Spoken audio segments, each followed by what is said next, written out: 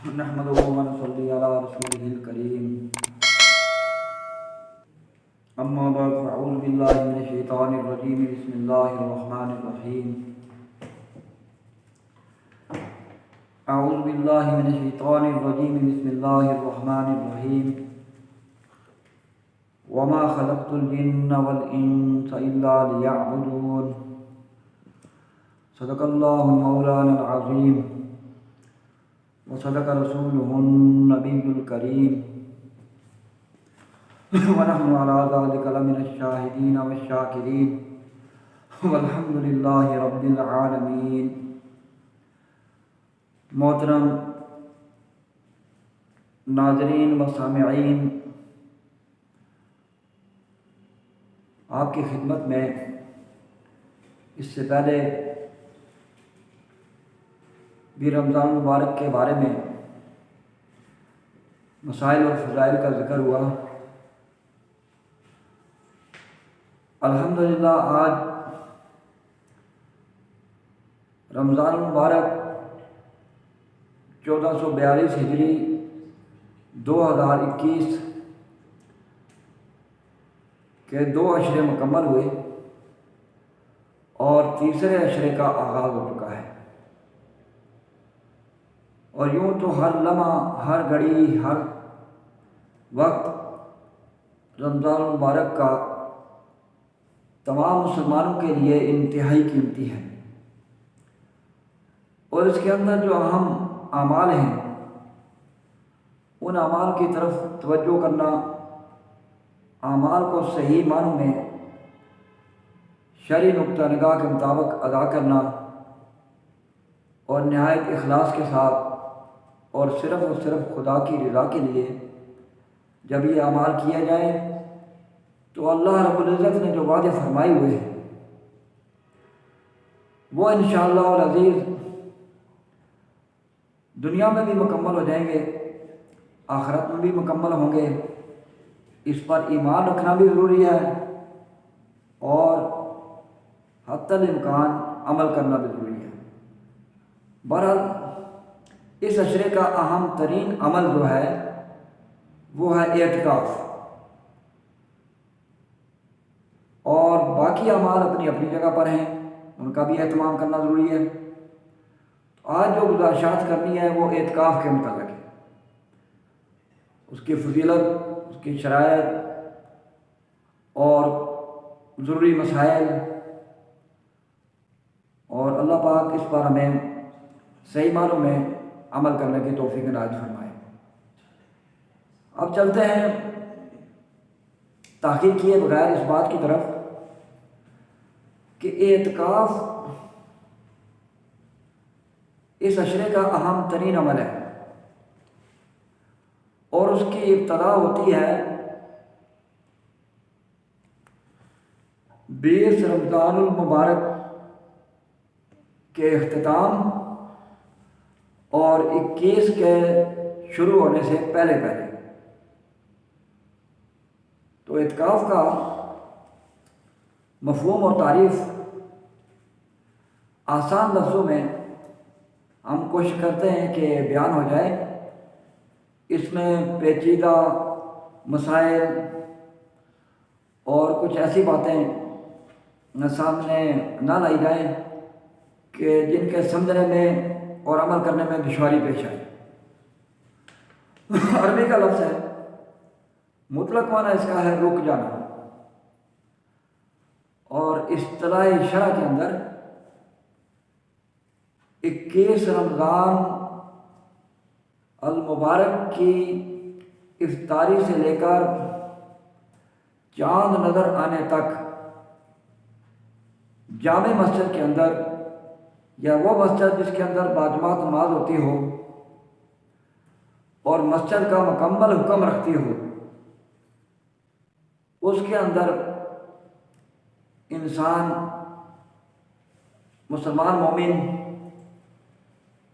9 یا 10 دن دنیاوی معاملات سے ہٹ کر بیٹھ جائے اور وہ تمام امور جو اللہ رب العزت کو پسند ہیں ان معمولات کے اندر حتی الامکان اپنا ہر لمحہ کھانا پینا سونا جاگنا زندگی کے تمام معمولات کو دنیا سے ہٹ کر وہ ان معمولات کے اوپر چلے، اور جب خالص نیت کے ساتھ پورے اہتمام سے چلے گا تو انشاءاللہ وہ اس دنیا کے اندر آخرت کے اندر بے شمار قسم کے انعامات فضائل اور دنیا اور آخرت کی کامیابیاں اپنے دامن میں اللہ کے فضل و کرم سے سمیٹ لے گا۔ تو اعتکاف کا بنیادی مطلب تو یہ ہوا کہ دنیاوی تعلقات سے کٹ کر مسجد کے اندر بیٹھ جانا۔ اب اگلی بات کہ اعتکاف کا ثبوت، اللہ رب العزت نے نبی پاک علیہ السلام کے ذریعے مذہب اسلام کو تا قیامت حق مذہب قرار دیا ہے، اور اس پر ہی چلنے والے دنیا اور آخرت کی کامیابی حاصل کر سکیں گے۔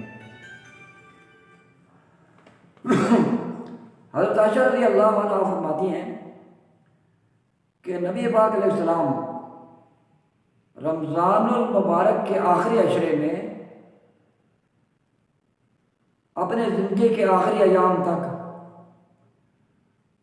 یہ آخری عشرے میں مسجد شریف کے اندر اعتکاف فرمایا کرتے تھے، اور یہ معمول ان کا پوری زندگی رہا، رمضان فرض ہونے کے روزہ فرض ہونے کے بعد۔ اور اس کے بعد فرمایا کہ اعتکاف کے اندر جو آدمی بیٹھتا ہے وہ ایسے تمام معاملات سے جدا ہو جاتا ہے جو عمومی حالات میں اگرچہ جائز ہوتے ہیں، لیکن کسی نہ کسی درجے میں دنیاوی علائق بھی سامنے آ جاتے ہیں۔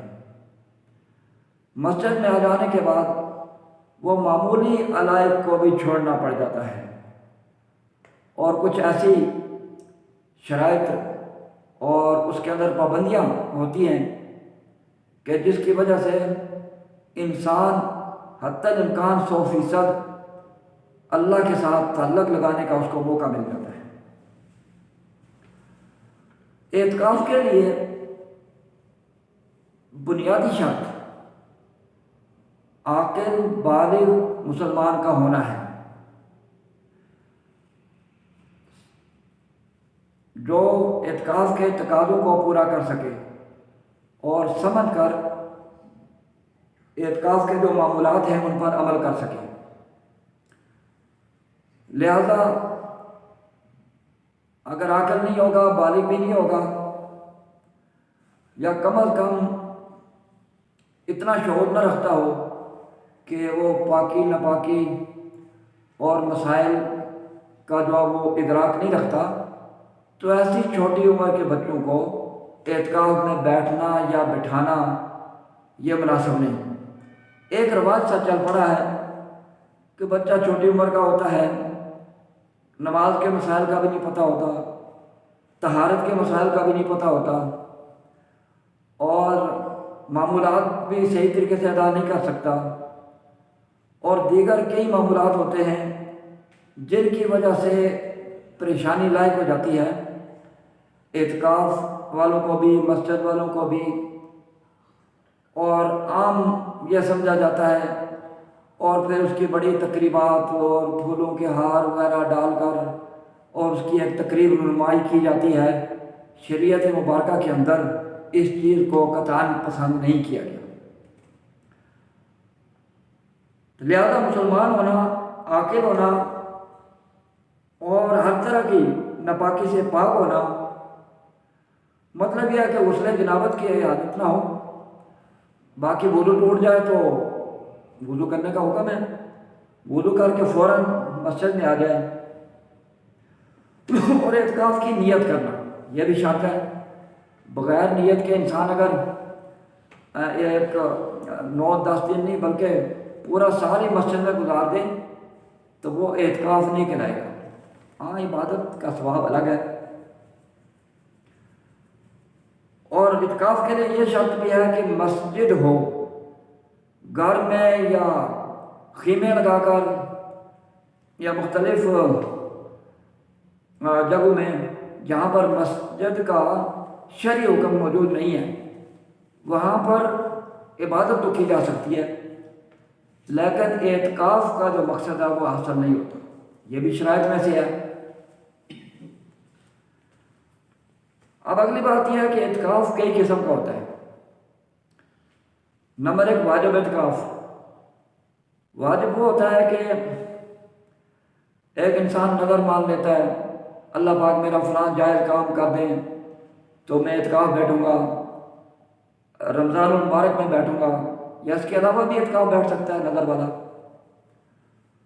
نمبر 2 مسنون، اور شریعت مطہرہ کے اندر یہی مشہور ہے کہ نبی پاک علیہ السلام نے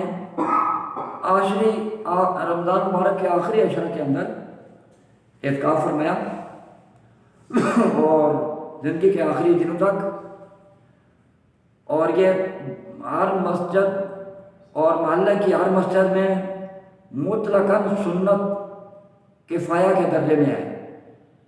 اگر چند افراد بیٹھ گئے تو سب کی طرف سے ادا ہوگا، اگر مسجد میں ایک بندہ بھی نہ بیٹھا تو اہل علاقہ سب کے سب گناہ گار ہوں گے۔ لہذا اہتمام کر کے اعتکاف کے اندر ایسے افراد بٹھائے جائیں جو اعتکاف کے اصلی مفہوم کو سمجھتے ہوں۔ ایک اعتکاف ہوتا ہے مستحب۔ اس کا آسان مفہوم یہ ہے کہ جب بھی مسجد میں داخل ہوں، عربی میں یا اپنی زبان میں نویت سنت الاعتکاف ما دمت فی ھذا المسجد، میں جب تک مسجد میں موجود ہوں تو اعتکاف کی میں نیت کرتا ہوں۔ تو اس میں جب تک وہ مسجد کے اندر رہے گا تو اس کو اعتکاف کا ثواب ملتا رہے گا، اور باہر نکلتے ہی وہ از خود ختم ہو جائے گا۔ تو یہ اعتکاف کی تیسری قسم ہے، اور مشہور یہی ہے جو 21 رمضان سے 29 یا 30 تک رہتا ہے اور مسنون ہے، اور اس کے ہی بڑے فضائل ہیں۔ اس سے آگے معتکف کو جب مسجد کے اندر آ جائے تو ایسے اہتمام کے ساتھ آئے کہ جس میں مسجد کی بے حرمتی کسی درجے میں نہ ہو۔ مثلا بستر اگر لانا ہے موسم کے مطابق وہ ذرا موٹا ہونا چاہیے، انسانی بشری تقاضے کے مطابق غسل کی عادت ہو سکتی ہے۔ پھر اگر ایسی عادت ہو جائے تو اپنے پاس یا اگر فرش ہو تیمم کر کے فوراً آ کر غسل کر کے اور واپس چلا جائے۔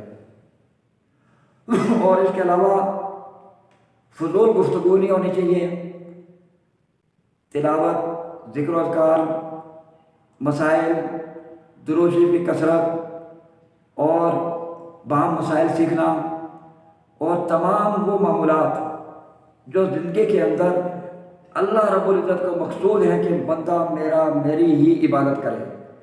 جیسے میں نے آیت پڑھی، اللہ رب العزت نے انسانوں کو پیدا ہی اپنی عبادت کے لیے کیا ہے، باقی رزق کے اور تمام ضروریات کے مسائل یہ اللہ رب العزت کے ذمہ ہے۔ اب کوئی انسان یہ کہنا شروع کر دے جب تک ہم یہ کام نہیں کریں گے تو ہمارا کام نہیں چلے گا، رزق کے مسائل حل نہیں ہوں گے۔ ہاں، محنت کرنا، اسباب اختیار کرنا اس کی اجازت ہے، البتہ اصل مقصد عبادت ہے۔ تو لہذا اعتکاف کے دوران نیک اعمال میں اشراق کے نوافل آ گئے، چاشت کے نوافل آ گئے، مغرب کے بعد اوابین کے نوافل آ گئے، تہجد کے وقت 2 سے 12 تک تہجد کی نماز ہوگی، تراویح کے دوران مکمل اچھے طریقے سے تراویح ادا کرے اور زیادہ سے زیادہ تلاوت کا اہتمام کرے، اور نیند آنے پر وہ سنت کے مطابق سو جائے گا تو یہ سونا بھی اس کی عبادت ہے۔ حدیث شریف میں آتا ہے کہ عشاء کی نماز باجماعت پڑھ لی جائے اور صبح کی نماز باجماعت پڑھ لی جائے تو ساری رات اس کی عبادت میں گزرتی ہے۔ اس کے علاوہ لیلۃ القدر کے بارے میں بہت سارے اقوال آتے ہیں. زیادہ اقوال رمضان المبارک طاق رہتے ہیں، آخری عشرہ اس کی طاق رہتے ہیں، اور خاص کر 27ویں رات کو عبادت کرنا، شب بیداری کرنا، یہ بھی اہتمام کے ساتھ کرنا چاہیے. باقی اللہ رب العزت کسی کو وہ موقع عطا فرما دے تو یہ دعا مشہور ہے، اللہم انک عفو تحب العفو فاعف عنی. حضرت عائشہ رضی اللہ عنہ نے نبی پاک علیہ السلام سے پوچھا تو آپ علیہ السلام نے لیلۃ القدر کے بارے میں فرمایا کہ یہ دعا پڑھنی چاہیے.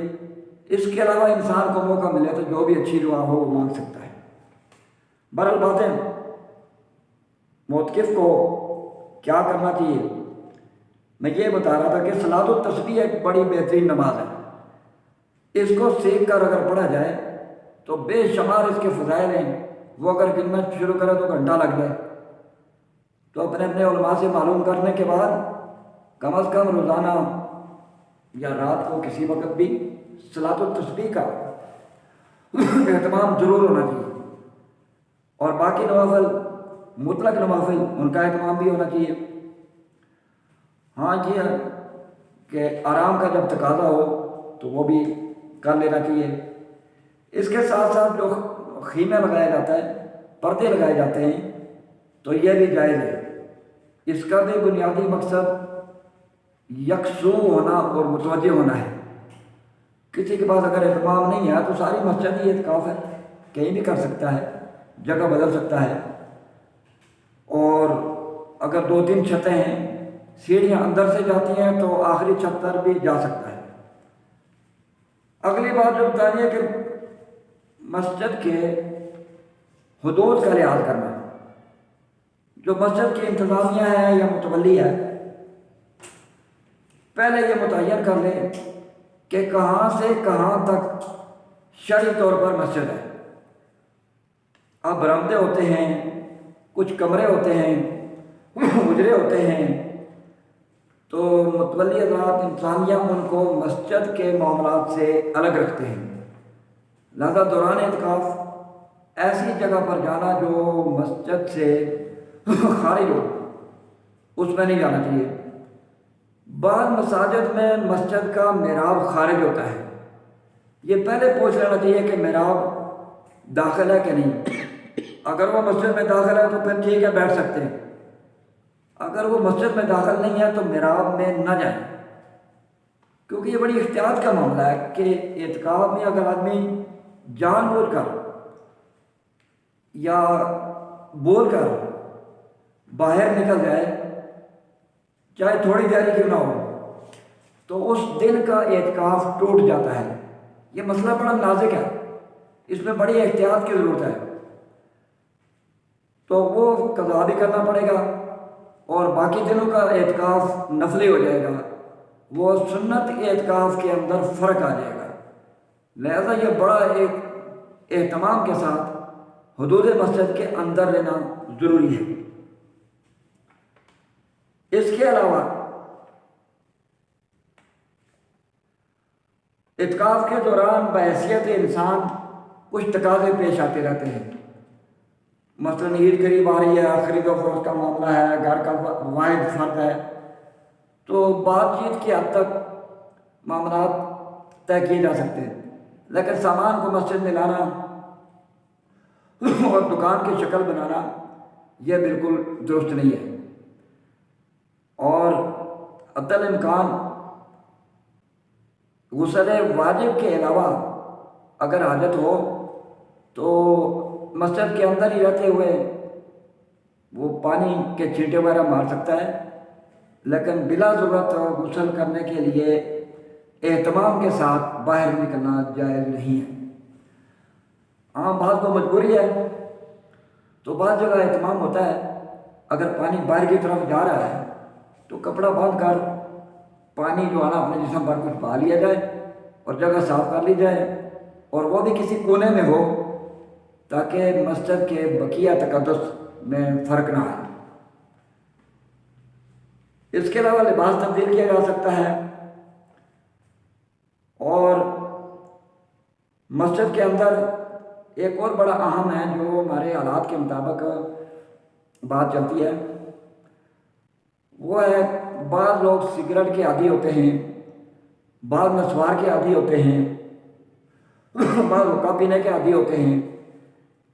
اس طرح کی کچھ چیزیں اعتکاف کے دوران حتی الامکان وہ اگر چھوڑ دیں تو بہت ہی اچھا۔ اگر کوئی اتنی انتہائی مجبوری ہے تو علماء اور فقہاء نے فرمایا کہ قضاء حاجت کو جاتے ہوئے آتے ہوئے اس درمیان کچھ نہ کچھ استعمال کر لیں، تاکہ فی نفس ہی وہ اس کا مقصد صرف نسوار یا تمباکو وغیرہ کے لیے نہ مسجد کے اندر جائز ہے اور نہ ہی اس کے لیے باہر نکلنا جائز ہے۔ اور کچھ اور ذہنی طور پر جو آدمی گھر میں رہتے ہوئے کچھ آزادی کے ساتھ زندگی گزارتا ہے، لیکن مسجد میں ایسی باتوں کی پابندی کرنی پڑتی ہے، تب ہی وہ جا کر اس کے جسم و جان کی اور روح کی صفائی پیدا ہوتی ہے، اور خدا کے ساتھ اس کے تعلق پیدا ہونے کے نہایت ہی اچھے اہتمام کے ساتھ مواقع ملتے ہیں۔ تو لہٰذا یہ نشے والی چیزیں اول تو پرہیز، اگر مجبوری ہے تو قضاء حاجت کو جاتے آتے اس دوران اسپیشل تو نہ جائے، اس دوران اگر کچھ استعمال کر لے تو گنجائش ہے۔ باہر صورت وہ یہ مجبوری کی صورت میں ہے، اگر مجبوری نہیں بنتی برداشت کر سکتا ہے، جیسے روزے کے اندر بھوک پیاس کو برداشت کیا جاتا ہے، تو 10 دن کے لیے ان چیزوں کو بھی چھوڑ دے تو اور زیادہ بہتر ہے۔ کھانا کھانے کے بعد مسجد کے اندر ذکر کرتے ہوئے چلنا پھرنا بھی اس کی گنجائش ہے۔ ہاں، بلا وجہ فضول گفتگو، موبائل کا بلا وجہ استعمال، بلا ضرورت استعمال، یا موبائل کے اندر بہت ساری چیزیں جو اسلام اور دین کے مسائل سے ہٹ کر ہیں ان کا استعمال، یہ ٹھیک نہیں ہے۔ اول تو موبائل پاس ہی نہیں رکھنا چاہیے، انتہائی ضرورت ہو تو جائز درجے میں جو مقامات ہیں اس میں صرف اس حد تک اس کی گنجائش موجود ہے۔ حجامت کرنا، بال بڑے ہو جائیں، نہایت افسوس کی بات ہے، 10 دن تو نہ داڑھی کو چھیڑا جاتا ہے کسی اور چیز کو، چاند رات کو نکلتے ہی پہلا کام بعض رات یہ کرتے ہیں کہ نائی کے پاس جا کر داڑھی کی صفائی کرتے ہیں اور حجامت وغیرہ بناتے ہیں۔ تو یہ اللہ پاک رب العزت نے جو موقع دیا اس کو صرف ایک رات کے اندر اور چند سیکنڈ میں باہر نکلتے ہی شیطان کی دعوت کو قبول کرنا، یہ اچھی بات نہیں ہے۔ اللہ پاک نے توفیق دی ہے تو داڑھی مکمل رکھیں، اور حجامت کرنی ہے تو اس کا عوض کے بغیر مسجد کے اندر بیٹھ کر کپڑا وغیرہ بچھا کر کسی کونے میں ضرورت کے تحت جو سر وغیرہ کے بال ہیں یا مونچھوں کے، تو یہ حجامت کی جا سکتی ہے۔ باقی زیر بغل اور زیر ناف کے بال، یہ بہتر ہے کہ اس کی تیاری کر کے ہی مسجد میں آئے تاکہ وہ 10 دنوں کے اندر اندر زیادہ مسئلہ نہ بنے۔ کپڑے دھونا یا کپڑوں کا جوڑا ہے یا سینا ہے، یہ مسجد کے اندر جائز ہے، جبکہ مسجد کا تقدس پامال نہ ہو۔ اگر کوئی مؤذن ہے، اس نے اعتکاف میں بیٹھا ہے، تو اذان کے لیے اذان کی جگہ پر جا سکتا ہے، لیکن اذان کے علاوہ بلا ضرورت مسجد سے خارج نہیں جا سکتا۔ اس کے علاوہ کچھ حاجات ایسی ہوتی ہیں، ہر انسان کی طبیعت کے مطابق مختلف ہوتی ہیں، تو جائز درجے کے جو حاجات ہیں وہ مسجد کے اندر ان کا پورا کرنا بھی ٹھیک ہے۔ مطلب سونا ہے، یا وہ جلدی سوتا نہیں جاگتا ہے، یا کچھ کھانا پینا ہے، یا ضرورت کے مطابق تقاضے کے مطابق پیشاب کرنے جانا ہے، اور اس طرح کی کوئی طبی حاجات ہیں جو قدرتی طور پر ساتھ لگی ہوئی ہے، ان کو بھی شرعی نقطہ نگاہ کے مطابق ان کی اجازت ہے۔ اور غسل کا معاملہ یہ ہے کہ جب ہو جائے تو مٹی وغیرہ پاس رکھے یا سیمنٹ ہو، ٹائلوں پر تیمم نہیں ہو سکتا، خالی سیمنٹ پر ہو جاتا ہے، مٹی پر ہو جاتا ہے، پتھر پر ہو جاتا ہے، مٹی کی کسی جلد پر تیمم کر کے اور اپنے آپ کو ایسے سمیٹ کر جائے کہ ناپاکی وغیرہ نہ پھیلے، اور کپڑے وغیرہ اضافی پاس رکھیں، تبدیل کر کے پھر فوراً مسجد کے اندر آ جائے۔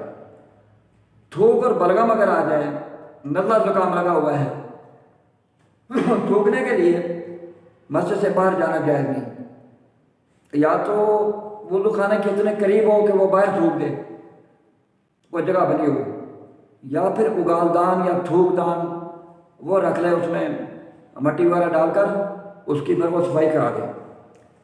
اسپیشل تھوکنے کے لیے، ناک صاف کرنے کے لیے، ان کاموں کے لیے مسجد سے باہر جانا درست نہیں ہے۔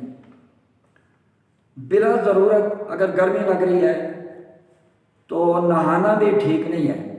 مجبوری کے تحت اگر کوئی انتہائی مسئلہ ہے تو اس کا کوئی جائز طریقہ اپنے موقع مال کے مطابق پوچھ کر اس پر عمل کیا جا سکتا ہے۔